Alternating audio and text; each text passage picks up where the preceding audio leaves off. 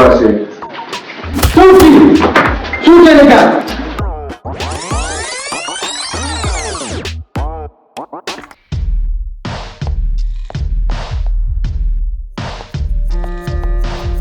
السلام علیکم. وعلیکم سلام. څنګه یې خیر حاجی ابا د څنګه دی را بیخه وکړه تیرا ما ہوئی چې میخان خواهی لا شما ډیر ضروری کار می دیو سرا څه عزمت دی حکم کاوه ته خو زما وروړې علیکه میخانا یو 5000 روپے پکار دی کړه 15 ورځې پس پیدا کوما کړه 15 ورځې پسو نیټ کوم به سره نه زما سره خو یو 15000 روپۍ دي ما د چا نه راغستې دي خو بیا به ورې په ټایم راکړې چې بیا تیار دي ښه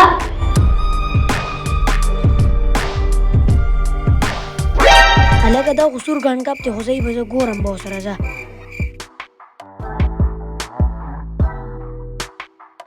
زمبره بیا د ولې چرته ورکو ښه په کلاره چې دې ووایې په کلاره بیا راکړې نه نه نه نه 15 ورځې پس پیدا کوم انشاءالله میخانا په دې خوا باندې زه به اوس لاړ شم د دې پیسو وصولول زما د یو مین کار دی اوس دا به مې زه وصولوم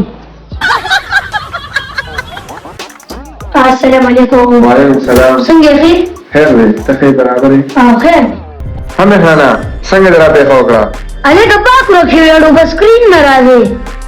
ما یاره کارونه دی بس ګاډۍ ګناه هلکه خبر شوې د 5 بجو خبرونو ته وکتو نه د 5 بجو په خبرونه کیسې چللې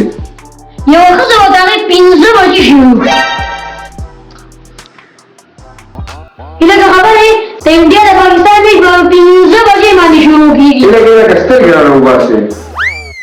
هلکه د پاکستان دا لومړي 15 کسان چې دي که نه دوی درته پیپټیان وي او په دې وروستو 15 مې یقین نشته چې وي په دې 15 هزار روپۍ راوستې خو دا 1500 روپۍ دې واړه او نور ما معاف کا لیونی کېږم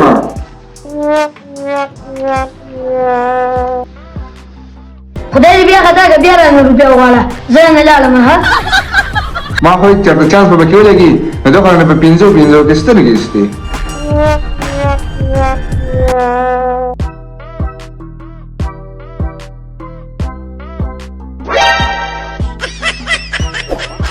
سوچے لگا سوچے لگا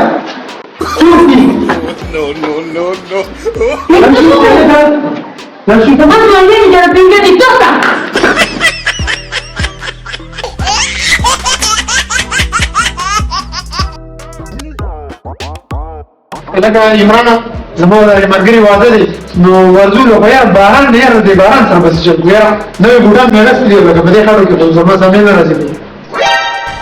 لکه پاکستانی جوګاړ درته ښیم لکه څنګه جوګاړ راته ښیې زه یم چې د باران نه مې د بوټان سره بد شي سړیا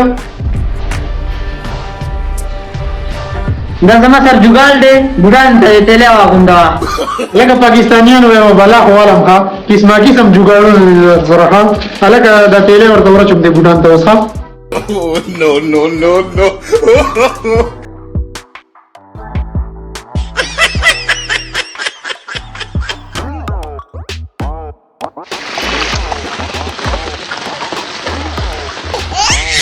هلکه یاره عمران منم دی ښه صحیح جوګاړ دی راته وښو ښه هلکه راځې پاکستانیان راسې هم ګټل دی راځې